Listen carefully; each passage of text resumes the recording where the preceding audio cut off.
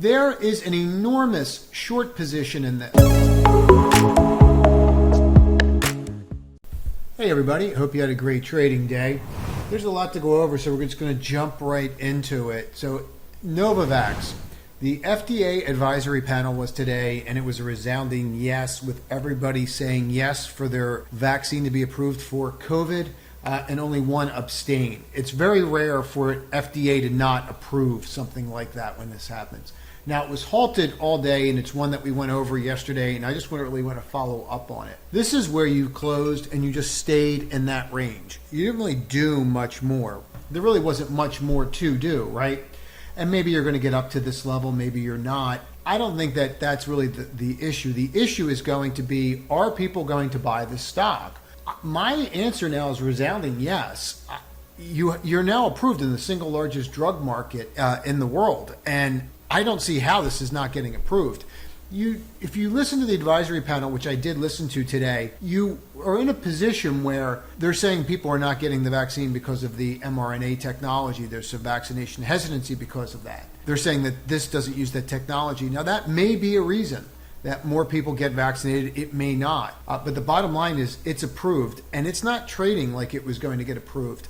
Stocks don't ride their 50 all the way down. This is the 50 SMA that are going to get approved. So while people are thinking, is it going to get above 56 or not? I think there's a couple different ways to play this. The first way to play this is to see how it opens and then go from there. I would not be fading this news. You have a fairly large short position in this. This is a free website that anyone can use. I try to use free services when I show you this, but you can see very clearly right here, you have 3 days to cover. So that's 3 days of average volume to cover. And you can see people into this increase their short bet by 17%. So if people are increasing their bet into this, and then on top of that, there's 3 days to cover, I could run for a couple days. I mean, why would you stay short a stock that just got approval from the advisory board? I understand it's not full approval and you still have to go in front of the next panel, but it's very rare for you to get 21 votes, 1 abstain, and then not be approved. So I like this for that reason, and there's another way to play it. Make sure you stay to the end because we're going to go over the indexes. It's really important what happened today. XBI. So this is something that we were trading and have been trading in the newsletter. If you don't get the newsletter, there's a free version in the link in the description. Just simply click on there and you'll be signed up for it for free. But what we're doing, what our thesis was on this is that as you're coming out of inflationary times, maybe the consumer's a little tighter, maybe the inflation's going to affect pricing a little bit more, not with drug development. And right now, 25%, I think it's 25% of all biotechs are trading under cash value, which is just absolute insanity. We've never seen it. It's probably one of the strongest bear markets in U.S. history for biotech. So it's presenting an opportunity for those with patience. But in understanding NVAX, and then what I did was drill down into the holdings of all the ETFs that own biotech holdings. This one is $3 billion, where IBB is $20 billion. Now, IBB has 650,000 shares of NVAX in it. This one has 800,000 shares and is at 1/10 of the market cap. So that tells you that you're going to get way more leverage in XBI than you're going to see later. So we had a position in this. I actually added to it as soon as I was listening to the conference call all day today, on and off on the panel. As soon as they added to it, I just added directly to it. I don't see any way that we're not getting to that level. When I first looked at this and we started playing with it, I said 80, but you're declining 50 SMA. I use an SMA, use whatever you want. If you want to use an EMA, if that makes you happy, use an EMA. I find an SMA better simply because it's just the data. I don't want my data front loaded. But here you are at 77.77. That's where I think you're going to get to. I think there's 5 or 6 points. Wouldn't surprise me if we're there tomorrow. Matter of fact, I'm betting on it that we're there tomorrow. Now, I want to just go over this name, and this is not a buy or a sell, but this is something that's in the newsletter, and the comments I follow. So I get us sometimes during the week, if you see something pivotal that's in the newsletter, could you let us know? And I see something pivotal. So this is a long-legged doji. Long-legged dojis signify uncertainty. I was hoping that we would bid up, run, and then go. But now I have a long-legged doji sitting on an upper channel. So very simple, this needs to make a decision. Usually if you break a level like this and you roll back under this level, okay, you can put the bands on. All right, the bands are basically, usually when you flip an upper channel, you're near the top of the band anyway. I mean, it's usually just works out that way. And you can see that right here, right? So if you flip under here, there's a trigger here, a sell trigger for me on bands that tells me I could revert back to this level.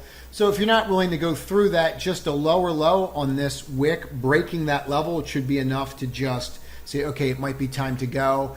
You know, there is some, we are starting to see a little bit of froth, but that doesn't mean that you can't push. It also doesn't mean that this can't go sideways for a while.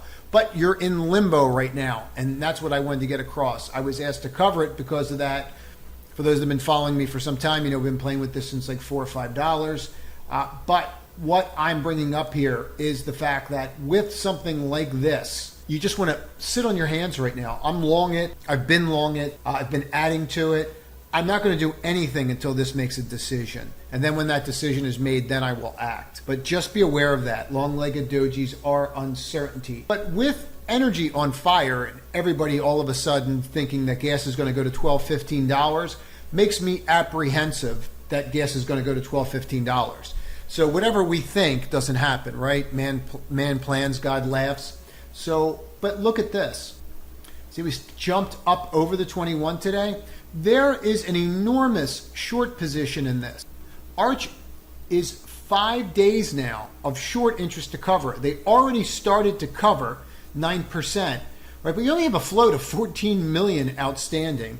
You have a third of that is short, which is pretty much insanity. I mean, who's shorting these names into high energy prices? You know, you avoid them. Maybe if they set up, then you do it, but this is a bear flag that never triggered, so why would you do that? But if you can flip this level right here, you could push. I'm just looking for an exhaustion push. I'm not looking to marry this, but if I was short and I popped over this, I sure as heck would be concerned going into the next day. And that's all I'm looking for. I'm looking for a short-term trade here. I don't have a lot of volume here that's going to convince me that I need to be in here long-term. But what happens when fear and greed kick in? What happens, right? Excessive movement. So that's what we're looking for here, and I think we could possibly see some excessive movement. Now, CELH was one that was in the top 10 recently, and it's coming back. And I'm just going to point this out. This is a 2150 cross. Now, we tried it here, didn't work, but that was pointing down. Tried it here, but this was pointing down. This is the first time that you're crossing where both are pointing up and both are widening. This is the widest we've ever been, and this is the highest that they've ever pointed in that trajectory. That matters if you learn how to read moving averages correctly. I should probably do a whole video on it, actually.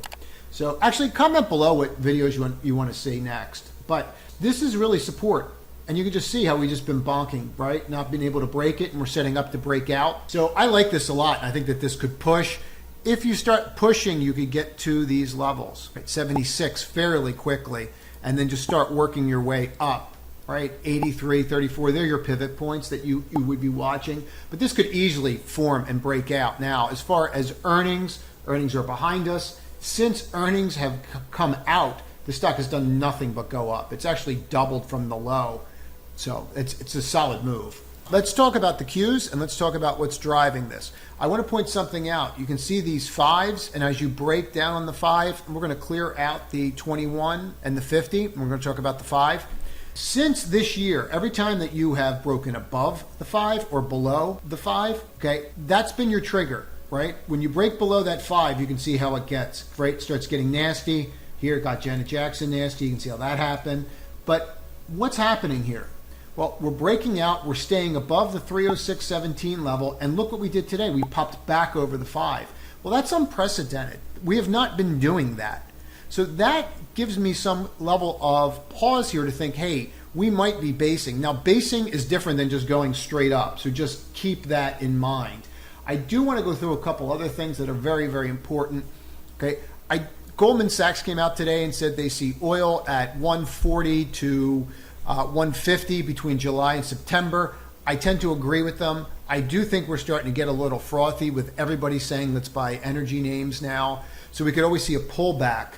but keeps looking for the end users, right? The super majors, Exxon, Chevron, Phillips 66. Look for those names. And keep an eye on this 10-year. See this level right here? See how we broke and now we're staying above it? See how we rejected here?